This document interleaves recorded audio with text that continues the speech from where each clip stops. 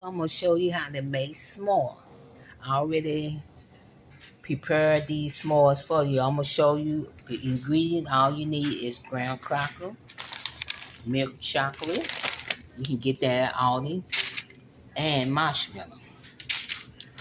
Okay, this is what I did. Broke it in half. I'm holding my camera in one hand and using my other hand to show you how to make it. Okay. With the chocolate, I just put it on here. Then one marshmallow. Put it right here.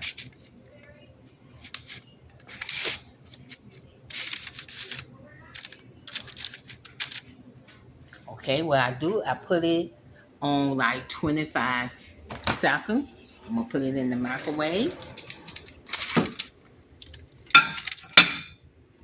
I'm gonna close it and watch from there.